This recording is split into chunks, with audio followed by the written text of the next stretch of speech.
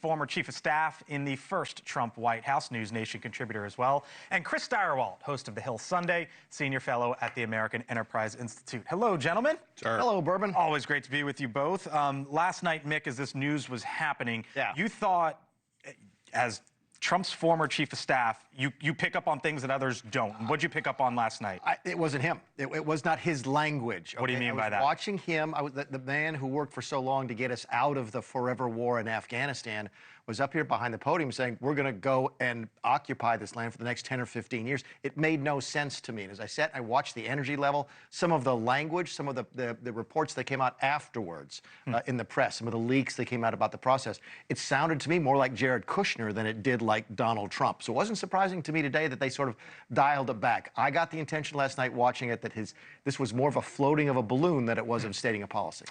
Chris, here in Washington, we're seeing the pushback from the Democratic Party on to Elon Musk. I don't think any of this is coincidental. There's some fresh polling out. Let me show you some of it. Elon Musk's role in the Trump administration, Quinnipiac University poll, only 39% of the country approves of it, including -17 with independents. There was a question here about how would Democrats sort of recover from the loss and what do they do next?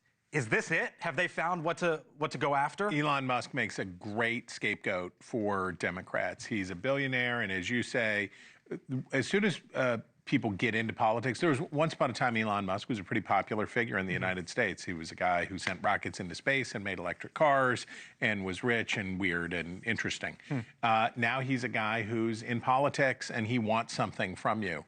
And look, I think there's probably broad support for greater government efficiency.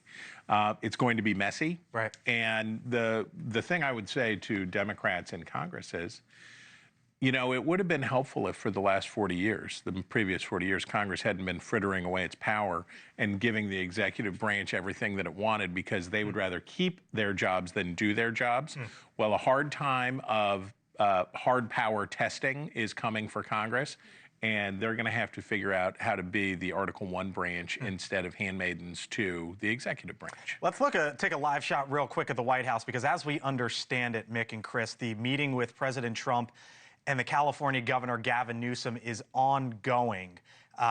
If that is still indeed the case, Mick, that is pretty remarkable that all of a sudden we woke up this morning and so you see the Marine at the front there. That normally means that the President of the United States is in the Oval Office, and would you look at that? The Marine has walked in.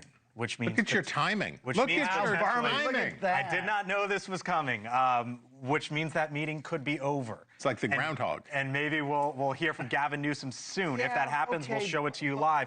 But real quick, what do you make of that meeting today as California starts to rebuild? By the way, a little bit of that makes no sense, because if the president already left the Oval Office, where is Gavin Newsom? I don't think they would leave Newsom in the West. Well, he could escape down West Exec. Oh, well, we'd see him there because we've got cameras. Okay. The media's got cameras aimed right down West Exec. You can't get in that building without 24 hours. It was going to be cordial. It was. Look, Trump is not going to be the kind of person who the Marine back. Just took a quick 6 more weeks of winter. A quick bathroom break. It's going to be cordial. There's not going to be a lot of yelling and screaming. Trump was a lot more bombastic on stage and on camera than he is in the Oval Office. The secret is you just flatter Donald Trump, right? That's what I'm sure Benjamin Netanyahu did to get Donald Trump to make this commitment to take over Gaza. I'm sure that what Gavin Newsom is saying to Donald Trump behind closed doors is something that he can't say in public, which is, you're brilliant, you're beautiful, I love you, you're the greatest president ever. If he does come out to speak like the Texas Governor Greg Abbott did, we will take you there and show you that By the way. Thank you for watching, and make sure you go to joinnn.com to find NewsNation on your television provider. And don't forget to click the red subscribe button below to get more of NewsNation's fact-driven, unbiased coverage.